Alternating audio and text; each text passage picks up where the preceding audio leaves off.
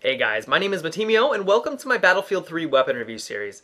Today's weapon of choice is the MG36, which is one of the new weapons in the Back to Karkand expansion pack.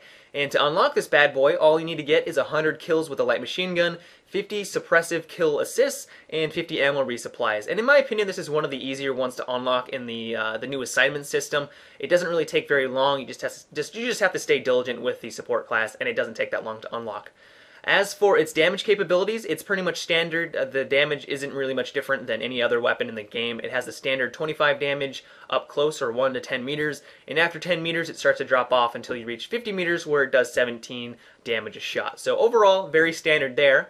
As for its rounds per minute, it actually has the second highest rounds per minute out of any of the light machine guns, which is 750 rounds per minute. So this thing screams compared to the other light machine guns, and I absolutely love its rate of fire. It is fantastic. I can rip through a lot of people, and you're going to see in this video here where there's some examples. I just go on rampages because up close this thing is extremely devastating. I mean, it's not like the FAMAS that has, I think, like 1,000 or maybe 900 rounds per minute, but still, the fact that it has a large ammo capability compared to, assault rifle, you can mow down some people.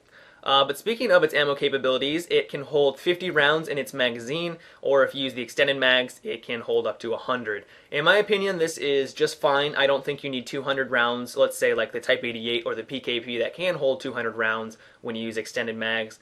You're really not going to come into a situation where you need that much firepower unless you're trying to basically hold down or suppress fire on a certain location.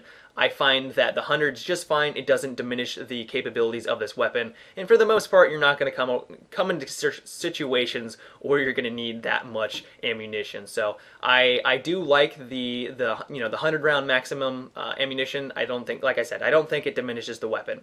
As for its reload time, it takes 3 seconds to reload if you have a bullet in the chamber, or 4.7 if you are completely out of ammunition.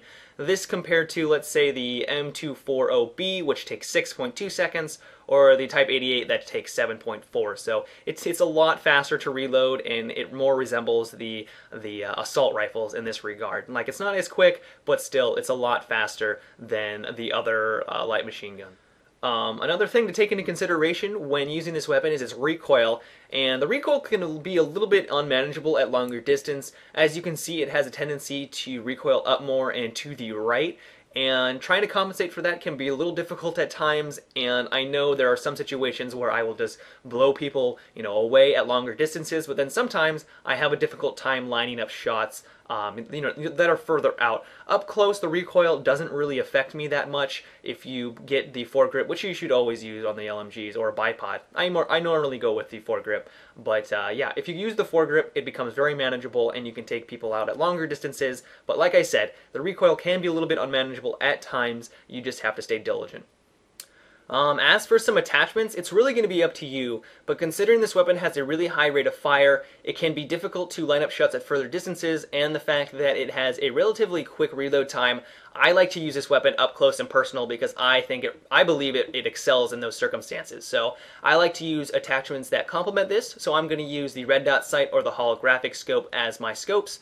I really don't go for the higher optic zoom scopes because I really don't think it benefits this weapon, at least in my opinion, and I always go with the foregrip and the extended mags on the LMGs because it just makes the recoil a little bit more manageable, and you can never go wrong with having more ammunition. Overall, I would say that this is a absolutely fantastic weapon. It really excels up close, and I find that if I play the map effectively and I get into situations where I know I'm going to have the advantage, or if I'm flanking 3 or 4 or even 5 enemies, I can take them out pretty easily because of its high rate of fire and its overall accuracy up close. So I would highly recommend using this weapon if you haven't tried it out already.